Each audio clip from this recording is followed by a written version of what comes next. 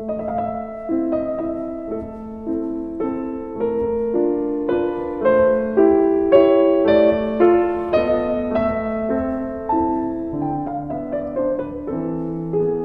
alegria muito grande para nós, como todas as outras vezes, mas especialmente porque nós temos hoje a presença do nosso grande amigo Luiz Pedroso, filho da nossa querida mentora Luzita Pedroso.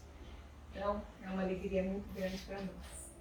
E ele vai falar um tema sobre o batismo, e dando, depois ele vai explicar direitinho como que vai ser a sequência do tema. E eu também gostaria já de anunciar a todos que a partir de agosto, na segunda metade de agosto, dia 15 de agosto, o Luizinho estará inaugurando um estudo aqui, às quintas-feiras, das 2h30 às 3h30 da tarde. E ele vai trabalhar uma obra muito importante da nossa doutrina espírita, que é Sabedoria do Evangelho, de Torres Pastorino. Então, nós já estamos adiantando e mais para frente nós divulgaremos mais.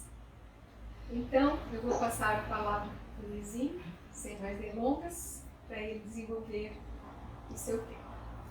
À vontade.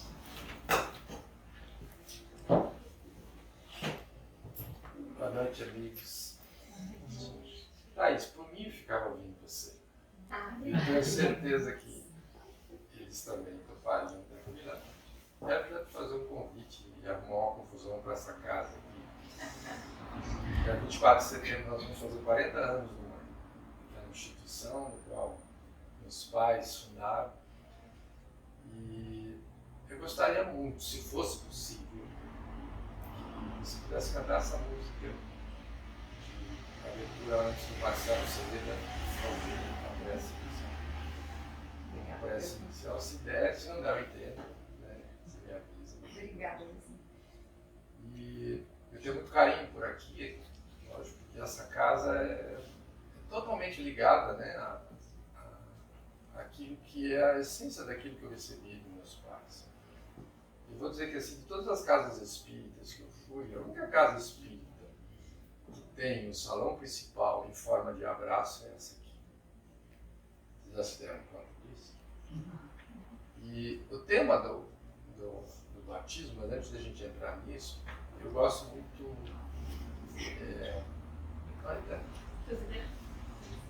Antes de entrar no batismo, a mãe falava muito, ou melhor, fazia muito, vivia muito uma palavrinha, que é o nosso lema no movimento de extensão espírita, do qual a gente está lá, um dos trabalhadores.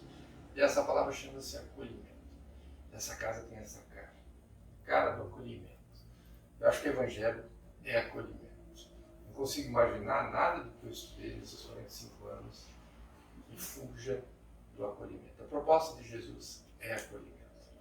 E hoje nós vamos escolher um tema, por força de alguns amigos que perguntam, né, por que a doutrina espírita não batiza, né? Vocês não vão ver nenhum outro maluco falando de batismo. Eu, de 40 e poucos anos, eu nunca ouvi ninguém falar de batismo, a não ser falar assim, olha, o batismo é um culto exterior e a doutrina espírita não tem cultos exteriores.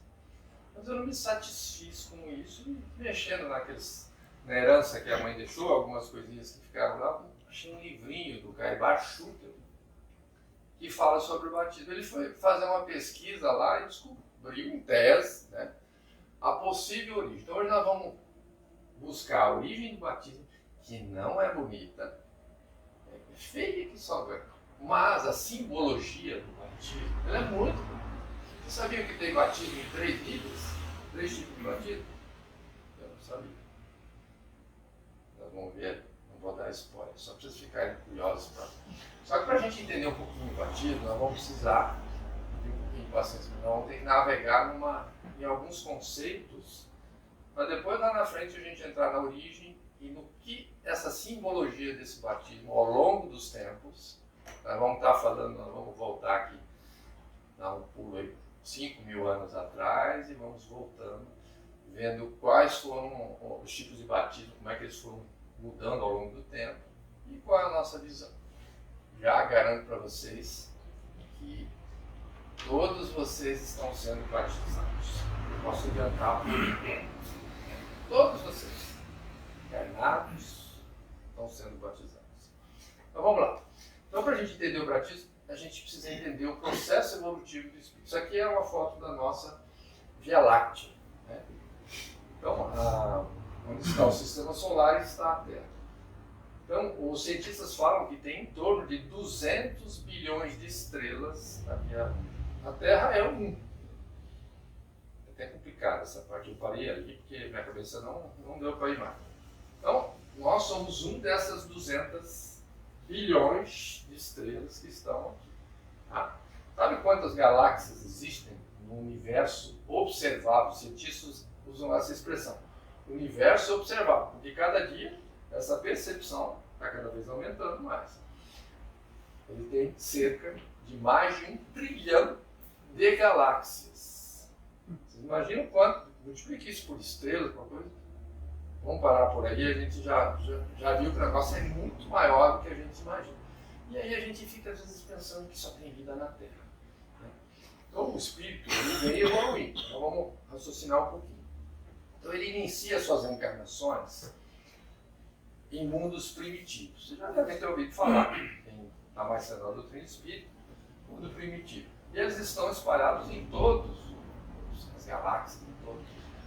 Jesus é um dos governadores que cuida, segundo os autores, cuida de diversos mundos, inclusive da Terra. Fala que tem mundo primitivo, mundo de própria expiação, de regeneração e mundos felizes vinculados a Jesus. Existem outros Cristos cósmicos, como ele, que também são responsáveis pela governança, pelo processo evolutivo desse grupo de espíritos que fica sobre a égide dele até que o processo se dê. Então, o mundo primitivo, como é que é?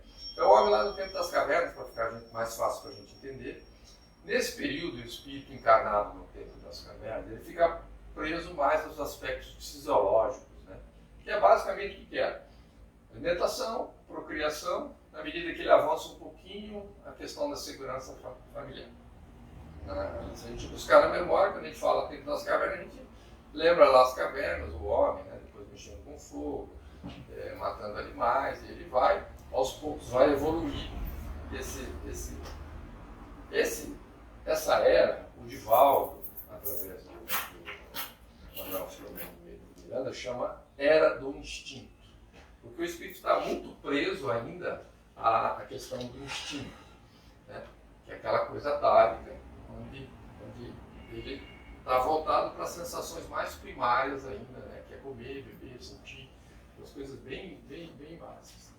Ele vai se agrupando em pequenas tribos, né? Vai evoluindo para tribos maiores. Então, na medida que ele vai avançando ao longo dos séculos das reencarnações, as tribos vão aumentando de tamanho. Né? Vamos seguir. E também é conhecido como ciclo das sensações. O pastor Lino fala muito disso, que a personalidade, que são essas personagens que nós estamos mergulhados em cada existência. Eu, por exemplo, sou bancário. É uma personagem bancário, vizinho, trabalhando 40 anos no banco. Eu aprendo, desenvolvo os comportamentos que o bancário desenvolve. O pai de família, o espírita, né? Personagem, quando eu passo para o plano espiritual, eu desenvolvi aqueles comportamentos. Na outra encarnação, eu venho como médico, como dentista, como lixeiro, como homem, como mulher, e aprender os comportamentos que cada um dessas oportunidades, dessas condições me permite. Mas sigamos. Tudo bem, até aqui, primeira coisa, o mundo primitivo. Eu vou falar do básico do básico. Vocês já ouviram isso aqui 200 vezes, mas é importante entender. Inúmeras reencarnações lá no mundo primitivo, ele passa para reencarnar em mundos de expiação e prova. Aqui eu pus o planeta Terra, né? Que é o nosso, que é o mais conhecidinho nosso aqui. Né? Nós estamos no mundo de expiações e prova, dando um passinho, botando o pezinho no mundo de regeneração. Vou pôr no pezinho, não está com os 2 pés lá ainda. Não, há muita coisa para ser feita. Esse processo vai ser feito de forma natural, sem violência, sem...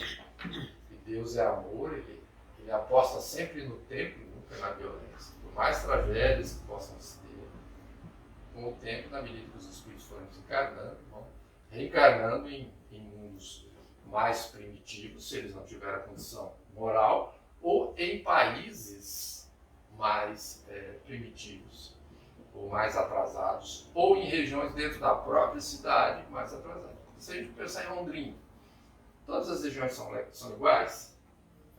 Nós temos locais aqui que são mundos primitivos, temos locais que são mundos de prova e expiação, temos locais que são mundos de regeneração, e talvez tenhamos mundos felizes, que são os mais avançados. Como é que é o mundo de expiação prova? Se vocês conhecem melhor do nosso mundo atual, né? O espírito aprende novos comportamentos através dos personagens que eu citei para vocês. Então ele vem, reencarna sempre, ora como bancário, ora como médico, como dentista, como cientista, como todas as profissões. Quanto mais vai passando, vocês vão ver que vai surgindo um número maior de profissões, diferentemente do tempo de Jesus, que eram poucas, artesão, soldado, os que estavam vinculados ao sinédrio, então não tinha muito. Hoje, à medida que a ciência vai evoluindo, os números de profissões e personagens possíveis aumentam, e com isso o número de comportamentos na mesma proporção. E aqui ele vai desenvolvendo as duas coisas que a gente chama de intelecto, que é a sua capacidade de pensar, de raciocinar, de compreender, de conhecer, e a moral. Que para mim a definição de moral, é pegar esse conhecimento que eu adquiri ao longo das existências e aplicar no bem. Para mim a moral é o exercício disso. Porque a moral sem exercício para mim não é moral. Ela tem que estar vinculada a alguma coisa ativa. Ela tem que ser transpirada na sua forma de ser, na sua forma de se relacionar. Tudo bem, até aqui, mundo primitivo, mundo de expiação e prova, é conhecido como era do intelecto. Por quê? Porque quando ele começa a reencarnar nessa fase aqui, ele começa a pensar. Ele começou a desenvolver ferramentas, começou a viver em tribos maiores. Algumas delas eles cercaram de pedra, lá atrás, né? Nós fomos para Toledo, lá na Espanha, vocês vão ver lá. Fomos para Ávila, fomos para Segóvia. Aqui, se você descer aqui no shopping, você vai ter a versão moderna de Segóvia, de coisa que são os condomínios fechados. Né? Para quê? Para se proteger, onde o espírito vai usando a sua capacidade de raciocinar, que nem sempre anda com a moral junto, para evoluir. Tá? Sua preocupação vai muito além da procriação, né, da segurança da alimentação, ele passa a buscar autoestima, passa a buscar confiança, conquista, respeito. E aí, se a gente for buscar lá nos livros de gestão, nós vamos ler aí a pirâmide lembrar da pirâmide de Maslow. A pirâmide de Maslow começa lá embaixo, né, as sensações mais primárias ali, na medida que ele vai evoluindo, o cidadão vai evoluindo, ele vai buscando coisas maiores lá. Então fica mais fácil para a gente entender. E ele passa, então, a gente chama de co-criar, né? Que quem cria é Deus. A gente passa a co-criar tudo o que é possível através do seu intelecto mais desenvolvido. Então, é inegável que o mundo de hoje é extremamente mais desenvolvido do que o mundo de 100, de 200, pode falar o que for. Não dá para negar isso. Sobre o aspecto intelectual. O que é a medicina de hoje? Eu tenho 60 anos. A medicina de 60 anos atrás, ela estava limitada a um raio-x. Né? O sexo só depois que nascia. Eu nasci quando meu pai fez meu olho, não. Fazem cirurgia dentro da barriga. Você consegue enxergar numa tomografia, num PET scan, tudo que está acontecendo lá sem fazer um ponto de você. Então a ciência vem evoluindo, todas as ciências vêm evoluindo, e aqui é o intelecto vindo de expiação e prova. É conhecido como ciclo das sensações e sentimentos. Aqui ele já começa a ter sentimento. Está lá no Evangelho. O espírito, quando mais atrasado, no princípio ele tem sensações. Mais evoluído e corrompido, ele tem sensações e sentimentos. E o sentimento mais nobre que ele pode desenvolver chama-se amor. Lá no Evangelho, sou eu que estou falando isso.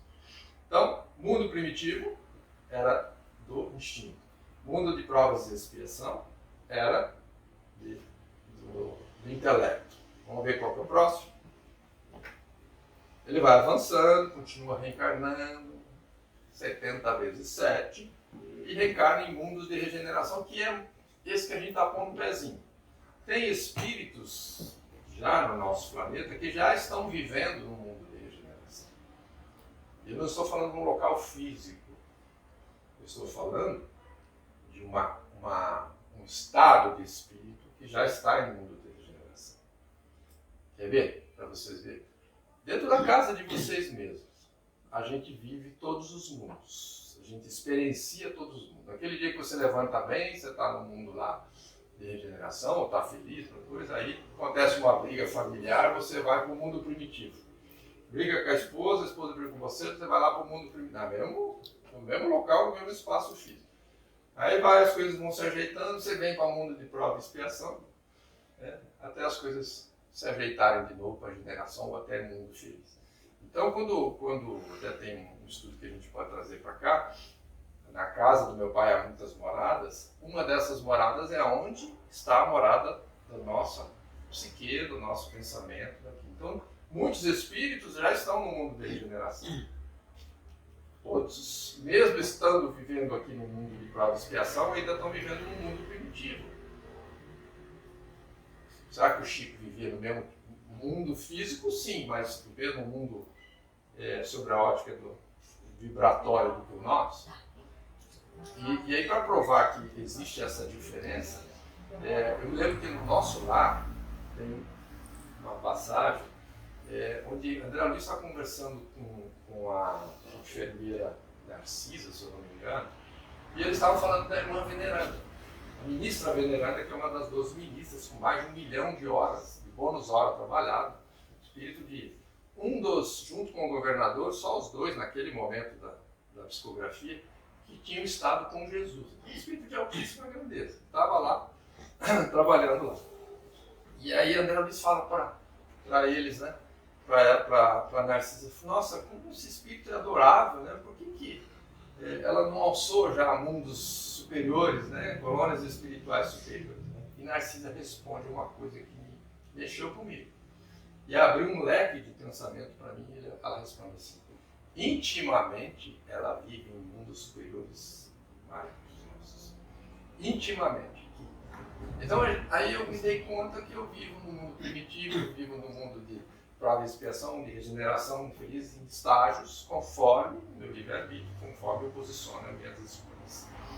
Okay? Mundo de regeneração, estamos entrando nesse ciclo, conhecido de era de consciência. Instinto, mundo primitivo, era de intelecto, prova e expiação, agora aqui, era de consciência. Regeneração, era de consciência. Aí por isso que vocês vão entender por que o mundo hoje, no mundo de regeneração, as coisas, a gente que está mais vividinho, as coisas estão acontecendo muito rápido. Por que a gente recebe uma quantidade de estímulos externos tão grande, diferentemente de 40 anos atrás? Que o meu mundo de 40 anos atrás, Thaís, era Rolândia, Curitiba. Não tinha internet, o telefone você tinha que ligar numa central e a outra lá tinha que aceitar, né? Os novos, isso é um absurdo. Né? O que é isso, né? Aquele negocinho lá, né? Por isso que eu estou falando uma coisa do outro planeta. Como é que é o mundo hoje? O mundo hoje é muito maior, ele é conectado. O Japão, qualquer coisa que está acontecendo em qualquer parte, o tempo inteiro você está recebendo uma grande quantidade daquilo que eu chamo de estímulos. Para quê? Para criar consciência. Consciência do quê? Das suas potencialidades e também das suas limitações. O processo evolutivo se dá não é pela quantidade de idas a uma casa espírita, a um centro espírita, a um centro budista, a uma instituição islâmica. Se dá pelo processo de autoconhecimento, que é você se conhecer, criar consciência de que você precisa ser trabalhado, das suas imperfeições, das suas potencialidades. Desenvolver comportamentos e transformar-se moralmente ao longo dessas experiências. Não era uma encarnação só. Então, era de consciência nós estamos vivendo. Por isso que a gente está recebendo essa saraivada de coisa para quê? Para criar consciência das suas potencialidades, daquilo que precisa ser melhorado. Tá ficando irritado?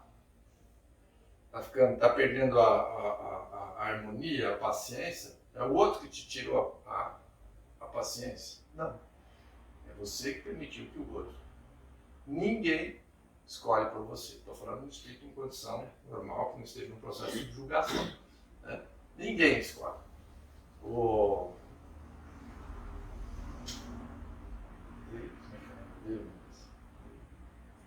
É o que escreveu os 7 hábitos americanos. Isso não é espírito. Fiz um curso na casa. Covey. E ele fala um negócio que é muito legal. Os espíritos falam de outra forma. Ele fala que entre um estímulo que você recebe e a tua resposta, existe uma fração de segundos, que é como você vai reagir, que o espiritismo chama de livre-arbítrio. Essa ninguém pode controlar. Essa é você que controla. E por que a gente tende a reagir sempre, às vezes agressivamente, no olho por olho, dente por dente? Então vamos imaginar que aqui seja um armário. E que cada um desses aqui seja uma gaveta. Esse armário são os nossos comportamentos repetidos. Cada gavetinha dessa aqui são os comportamentos que a gente repetiu ao longo das existências. As gavetas de baixo são os comportamentos mais primitivos, olho por olho, dente por dente, e as de cima são aqueles comportamentos mais nobres, né? O perdão, contar até 20, né? Olhar o outro como um espírito imortal, um irmãozinho, fazer uma prece. O que acontece? O problema é que essa gaveta de baixo a gente já abriu tanto que ela não está enferrujada. E essa aqui a gente abriu muito pouco. Isso no cérebro chama-se trilha sináptica. Cada vez que você pensa, você forma uma trilha, um estímulo químico na ponta dos neurônios, chama-se sinapses. Quando você passa uma vez, 2 vezes, 70 vezes 7, aquilo fica forte. Só que a gente passou 70 vezes 7, essas aqui e essas aqui, de cima menos. Então, na hora que você é estimulado num ponto onde você tem uma desarmonia já instalada, você vai buscar no teu portfólio de comportamentos qual gaveta que eu uso. Se eu estiver desestabilizado, e se eu só tiver essa gavetinha aqui como opção, eu vou devolver no olho por olho, dentro por dentro. Se eu já tiver a opção já da segunda, talvez eu vou respirar, contar até 10 e vou usar. Não vou reagir, fico nervoso. Não vou nem me desarmonizar para chegar num ponto de fazer uma prece para o irmãozinho sempre. Então, isso aqui eu fiz uma analogia para vocês entenderem que esses comportamentos são repetidos e são internalizados, aquilo que a gente chama de sinapses, pela repetição. E para que isso aconteça, nós precisamos de quê? Estímulo. Por isso, era de consciência. Por isso, essa quantidade de estímulos extraordinária que a gente está vivendo. Celular, TV, onde você anda, diferentemente do que era lá para digamos. Então, recebe os estímulos, né, para criar consciência. E nessa era ele começa a buscar a moralidade. Vocês estão entrando no mundo de regeneração, vocês não estariam aqui. É aquela fase do espírito que assim, só aquilo não está bom. Eu não quero só viver.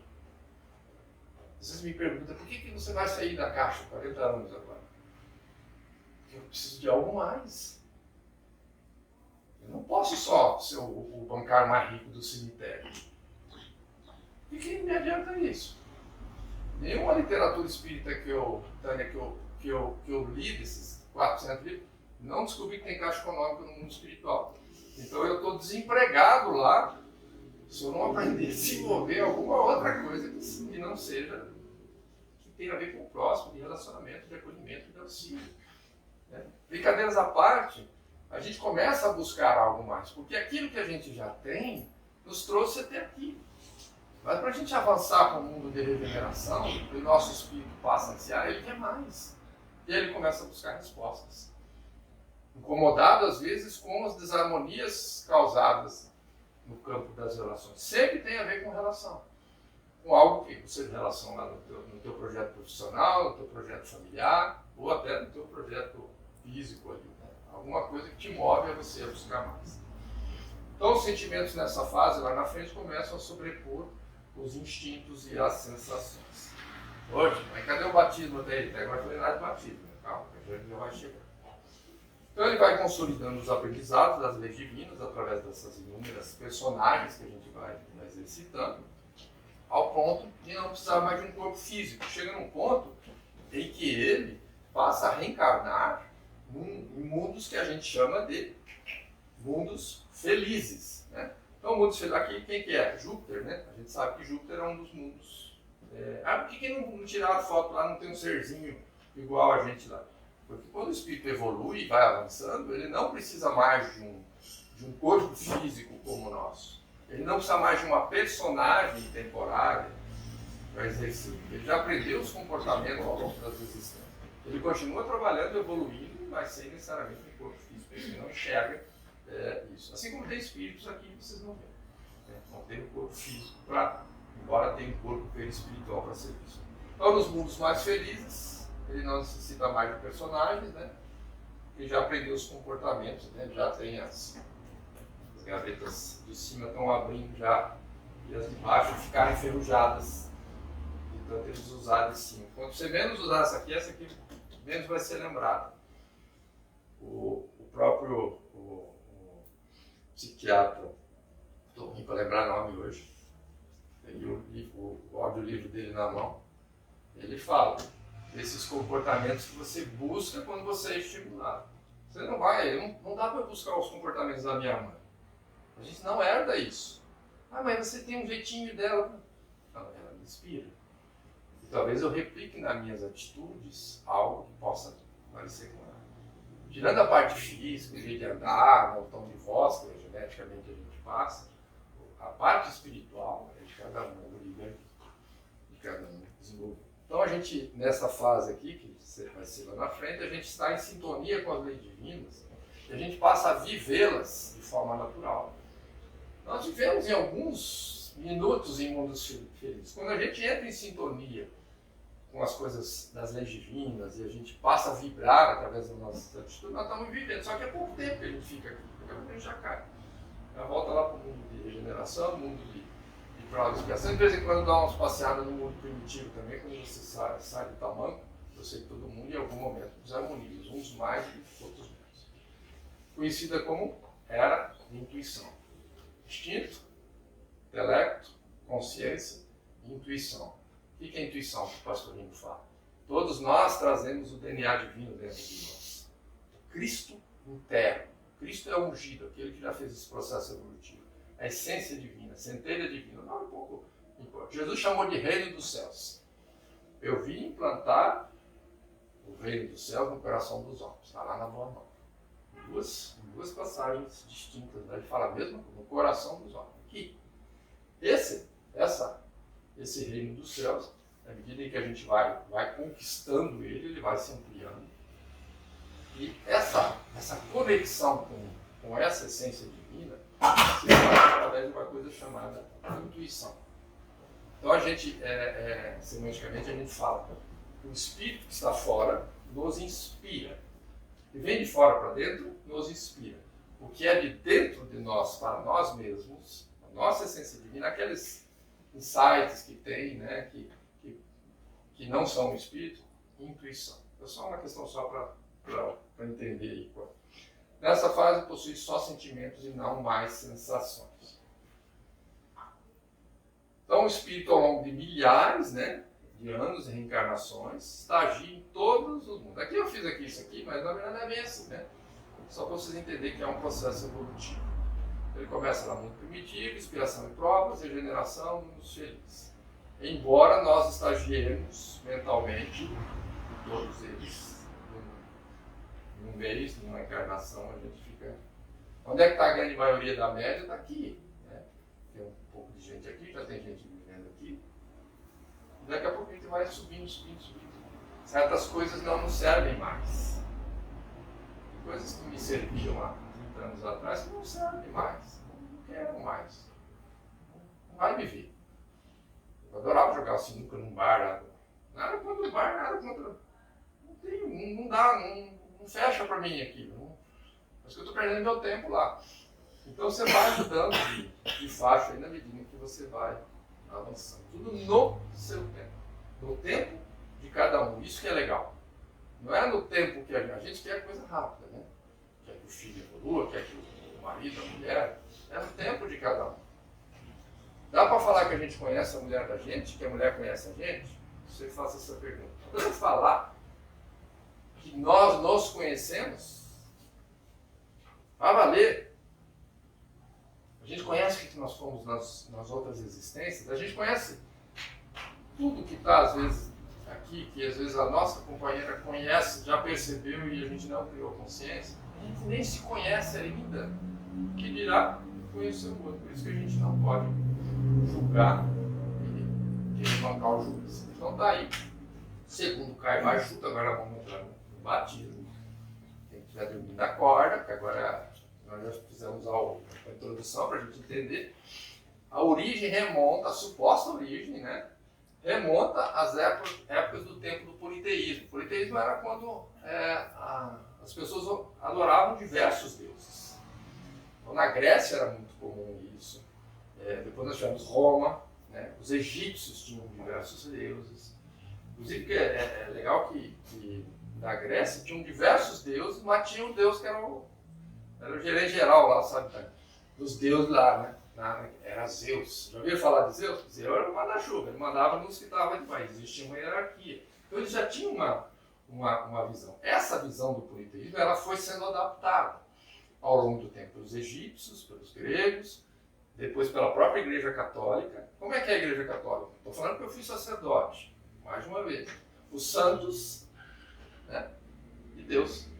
Tem um intermediário no meio, que é Jesus ainda. Ele também ele usa a mesma metodologia, né?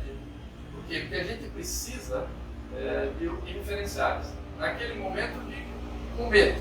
Então, Deus da natureza, Deus da plantação, Deus do amor. À medida que vai evoluindo, isso vai se modificando para o monoteísmo, com Moisés. Mas aqui, lá na época da Grécia Antiga, existia uma seita que cultuava a deusa da torpeza. Deusa da torpeza é tudo que tem de ruim. Por isso que eu falei que a origem não é bonita, mas a simbologia é bonita. A quem dominavam Cotito e a quem os atenienses rendiam os seus louvores. Então, lá os sacerdotes dessa deusa, eles eram chamados de Bactas. Daí o nome Batista. Então o que eles faziam? Eles, supostamente, nos seus rituais, eles se banhavam antes das reuniões que eles tinham lá. Isso veio vindo ao longo dos tempos.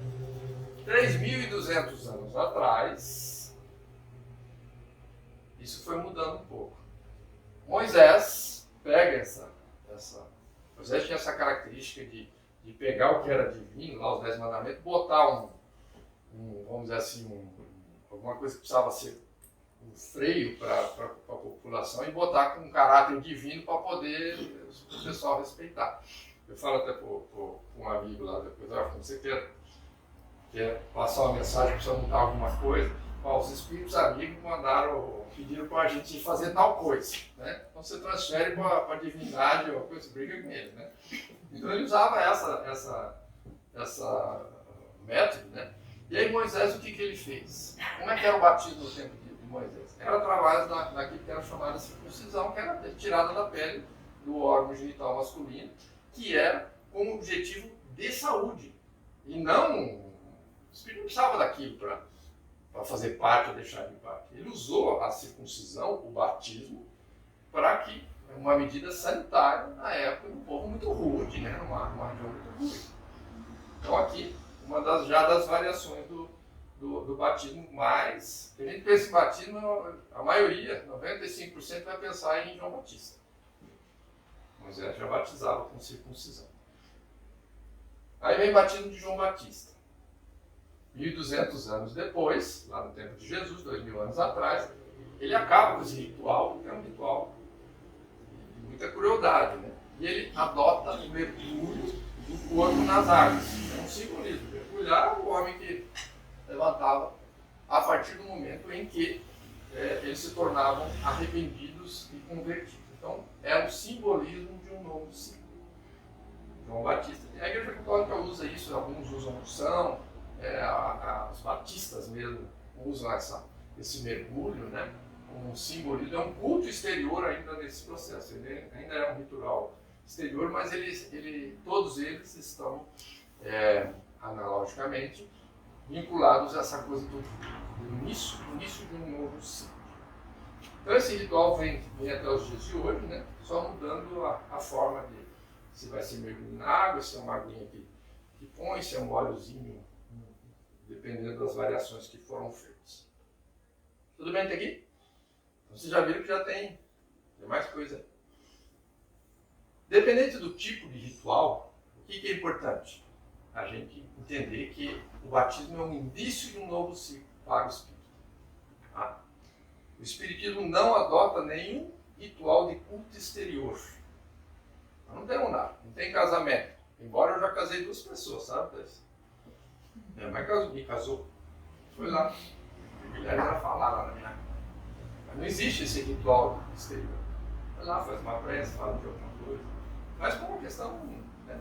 Nós não temos cultos exteriores. Né? Mas, por isso a gente não batiza como as outras religiões batizam. Por isso que a gente não faz os rituais de casamento como as outras, os sacramentos, né? Outras religiões. Embora nós acreditamos muito no amor.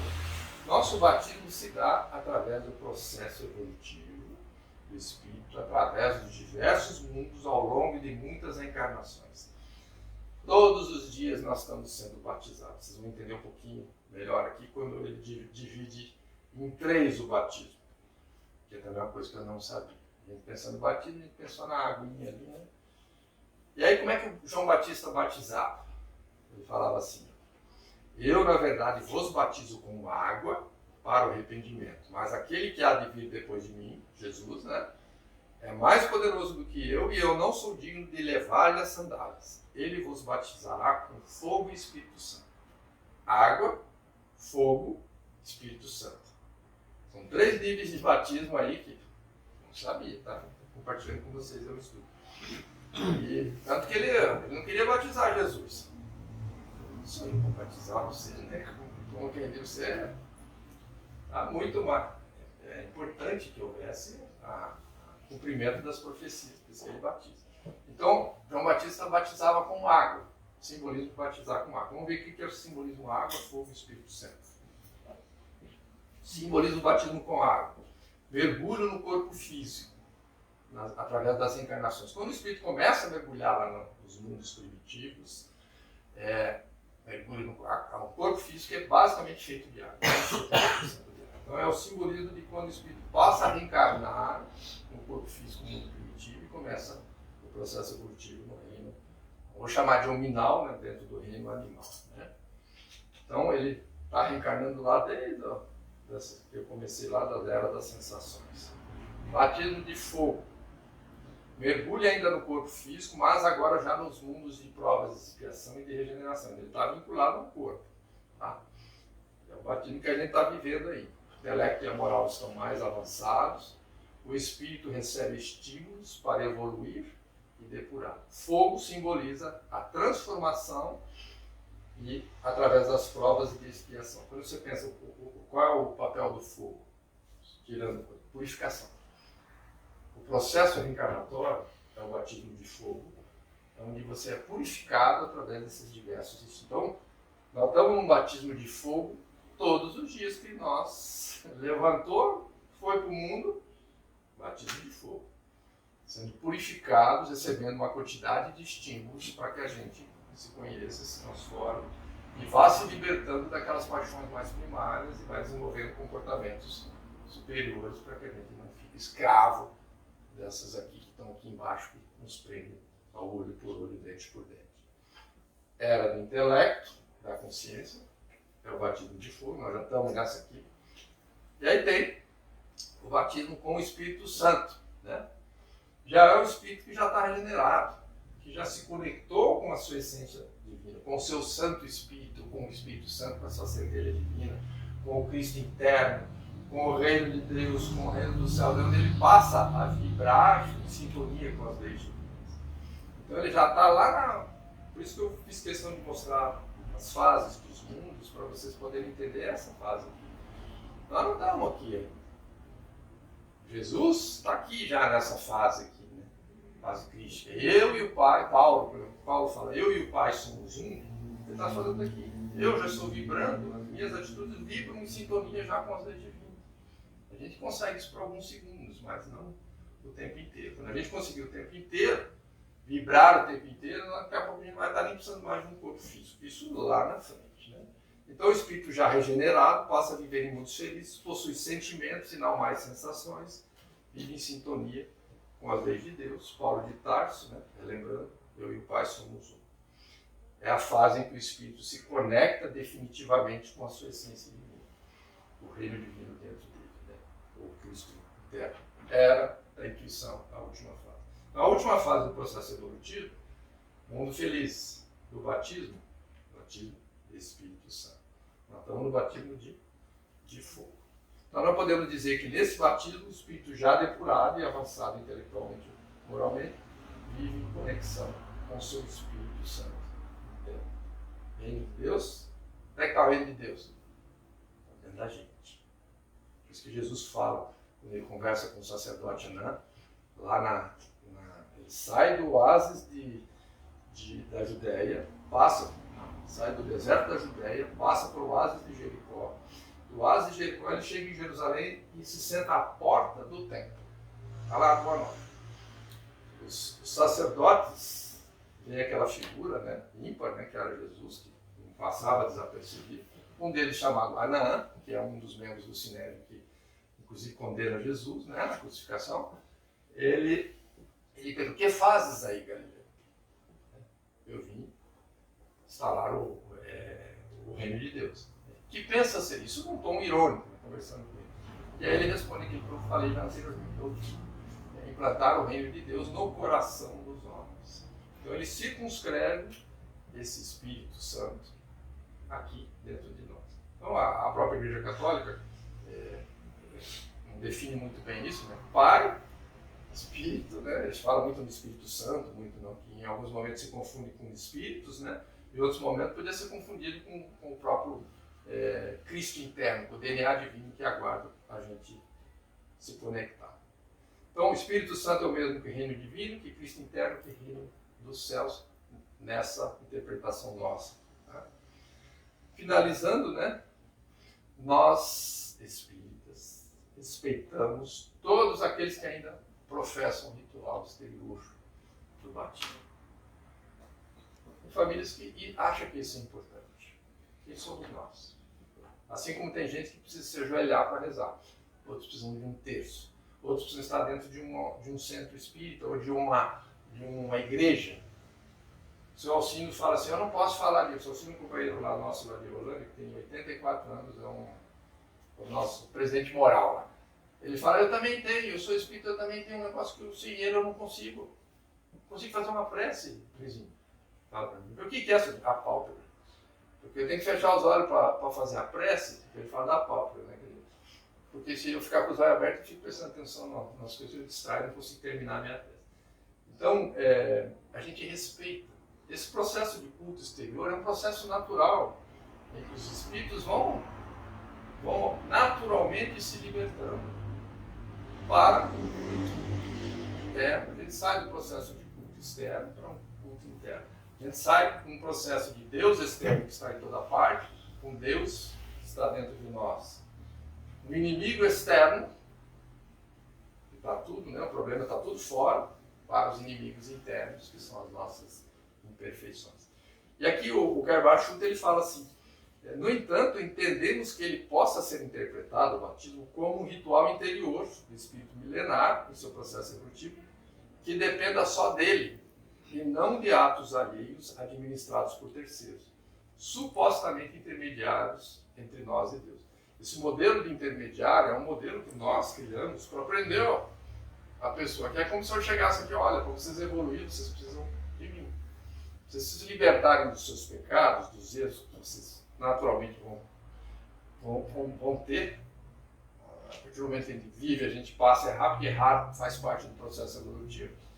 Isso se transforma num pecado, e eu, para me libertar do pecado, eu preciso de um intermediário. E aí eu fico vinculado naquele processo que a gente chama de modelo mental. Então nós acreditamos que nós não precisamos de intermediários para fazer esse processo evolutivo. O processo evolutivo ele é individual, embora nós influenciamos uns aos outros. Então quando a Thaís me lembrou da mãe, eu lembro da minha mãe e ela é um referencial de amor para mim. Lembro do meu pai, um referencial de estudo, de disciplina. Cada um de vocês devem ter referenciais na sua área de influência de pessoas que, quando você se lembram deles, aquilo te remete a algo positivo. Então, essa dependência desse intermediário é uma necessidade que foi criada nos tempos, vou chamar de tribos religiosas, para a manutenção dos adeptos que estão debaixo da tribo. Isso é usado milenarmente.